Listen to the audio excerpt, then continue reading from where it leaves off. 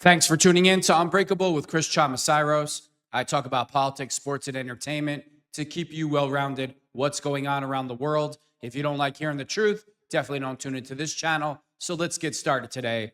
So Candace Owens is taking a lot of heat. Patrick Bet-David, Adam Sosnick, a lot of people online are saying that Candace Owens is using Charlie Kirk's death as a way to get views and clicks and millions of views on live stream. Like, are you effing kidding me? Candace Owens was Charlie Kirk's best friend. Wouldn't every person alive want their so-called best friend to be unturning every single stone, asking every single question if you were assassinated in front of your children?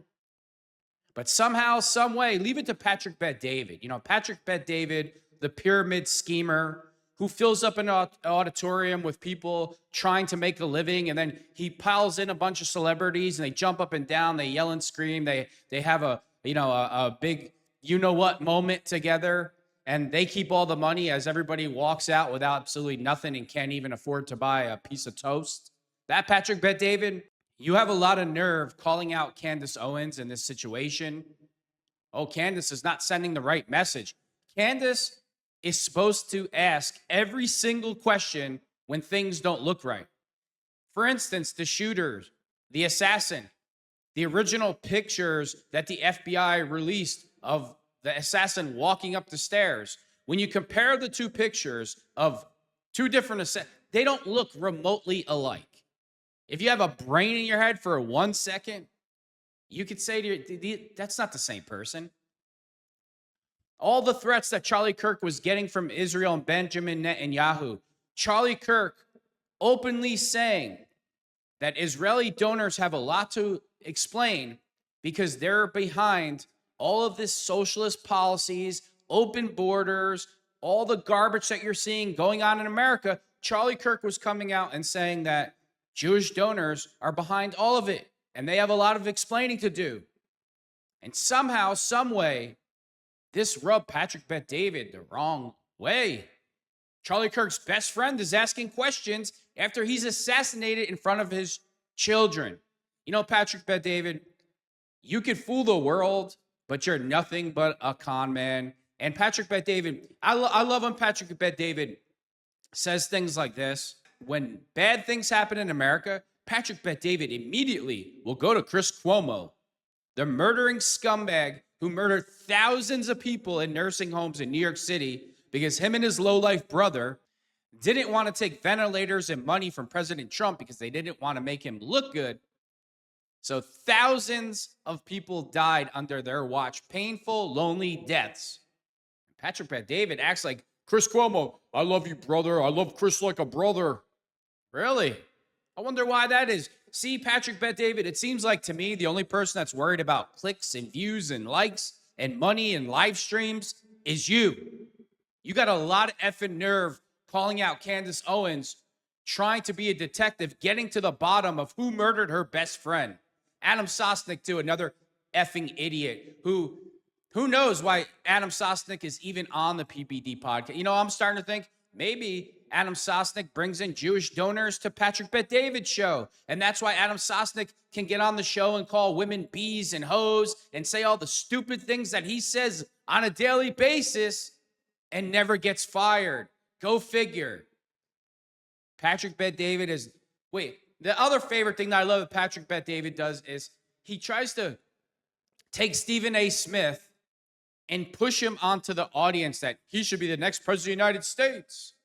You know, Stephen A. Smith, the guy that walks around and calls the NFL racist because Shedeur Sanders wasn't a first-round pick, the guy that race baits 24/7, the man that's solely responsible for destroying ESPN with all his racial garbage, who has openly told you, I've voted Democrat my whole life and I'll never change, who supports all these Democratic policies. But meanwhile, Patrick Bet-David pushes him off to the audience like he's this super conservative. Oh, he's in the middle. He's a centrist Democrat. He has common sense. He'd be a great president. He would be the worst president in the effing history of the United States of America. So I really got to question Patrick Bet-David's motives at this point. Who's actually paying Patrick Bet-David? Who gives donations to his show? I have a lot of questions. His so-called switch to Christianity, him being a Christian, got a lot of questions. Gonna get to the bottom of it. I noticed this about Patrick Bet-David, and Vinny does this too, that every year they just seemingly shave their entire head bald for no reason. I don't think it's for no reason, because Muslims are known to do that. They honor their God by shaving their head once a year. They shave their head, they shave their beard, and they start over again. Why would they do this if they're Christian? They claim to be Christian. I always wonder, I'm like, why would Vinny shave that head of hair? Why would Patrick Bet-David have a shaved head? Makes you wonder why they say the things they do, who they're really representing, who they're getting their money from. When Charlie Kirk was obviously assassinated in front of his 2 children before our very eyes, there's a lot of weird things going on here with Israel threatening him, trying to buy his silence, trying to have an intervention at Bill Ackman's house to warn him like, hey, we gave you a lot of money, pipe down and shut up or bad things are going to happen. The FBI not releasing the real footage of the shooter, the text messages with no time on it. There's a lot of funny, strange things going on here. And then it looks like a typical professional hit where you have somebody that makes a scene so everybody draws attention to that old guy who was arrested. Meanwhile, the real assassin takes off. That's what professional hits do. That's who people who are professionally trained, they do things like that. They cause a distraction. And you want Candace Owens, Charlie Kirk's best friend, to stay quiet about this. And then you're mad because 1 million people joined the live stream to watch and see what Candace Owens had to say. Patrick, I thought you were about open debate, sitting down and having conversations, and people enlightening each other with information. And that's what Candace is doing for her viewers. And according to you, Candace is sending the wrong message. Candace is just using Charlie Kirk's death as a way to get clicks and views. You're just a con. You know what Patrick Bet-David reeks of? He reeks of a used car salesman. When he gets all the famous people, The Rock, and they bring him on stage and everybody's jumping up and down because they see famous people. Oh, go out and sell me insurance now, where I'll make it virtually impossible for you to even make $10 in a check. Why keep all the money? Why keep every single dollar? And I offer you a job that's basically like hitting a lotto where you're never, only 1%, not even 1% are making an actual living where they could survive off of selling Patrick Bet-David's life insurance policy. And he sits up there like a pillar of the community, a pillar of the right, that he's self-righteous and godly and he has integrity. He has anything but that. Patrick Bet-David has anything but. In this space right now, the only people that I have full confidence in are Sean Ryan. I don't understand Candace Owens' take with the Tates and the same thing with Patrick Bet-David. Patrick Bet-David loves to have the Tates on for views. The Tates are human traffickers, pimps, pedophiles. It's been proven over and over. They went on thousands of podcasts and incriminated themselves with evidence to back it up. And still if you did any research on them at all, you would know that. But still, Patrick Bet-David, you'll have them on the show. Would you want them knocking on your door for your 15-year-old daughter to get her to work on webcam? Oh, no, everybody else's daughter is up for sale, but not mine. Nobody ever asked Andrew Tate about all the podcasts he went on, incriminating himself, bragging how he sleeps with 16, 15-year-old girls. Yeah, you're a big tough guy then, right, PBD? Big tough guy with Anthony Weiner. Go figure. That's the only time I really had a problem with Candace, like her love affection for the Tates is like, come on, Candace, you could do better than that. So in these spaces and with these podcasters, I mean it. I put Sean Ryan at the top of he's the cream of the crop. The only problem is he doesn't get very political. And I heard this the other day. He does take an approach kind of like a psychiatrist. But if he were to be super political, I think it would be the best thing for the United States of America if he just always told the truth about what's going on in the country, his view of things, because I think you would get an honest opinion every single time from a guy that's very well versed, understanding how the United States government really works and wouldn't try to fool or deceive you and couldn't be bought by special interest groups like Patrick Bet-David or certain countries that Adam Sosnick brings to the show. Let's watch Candace Owens tell us herself. I'm also inclined to believe Candace Owens, to be honest with you. Bill Ackman was very upset and threats were made. A couple of weeks ago, before Charlie lost his life, Charlie was in the Hamptons. Tumultuous, stormy meeting held in the Hamptons during the first week of August, convened by the billionaire ultra-Zionist financier Bill Ackman, who was close to Netanyahu and his kind of network in the United States. Charlie Kirk was summoned, and Charlie Kirk was, according to one source, hammered by Ackman and others for allowing Israel critics, very prominent conservative voices like Megyn Kelly, Tucker Carlson, or the anti-Zionist Jewish comedian Dave Smith to appear at his events. It was at this time that Bibi Netanyahu was called and Charlie was invited to Israel. This was an under duress situation, I would say, because I've been in these situations before. When I started asking very sensible questions about Israel, as someone who had dedicated her political life to supporting Israel, many times alongside Charlie Kirk, I was met with the very same pressure. And just like Charlie was being invited to Israel, I was invited somewhere else. And when this arrived to me, it felt like a threat.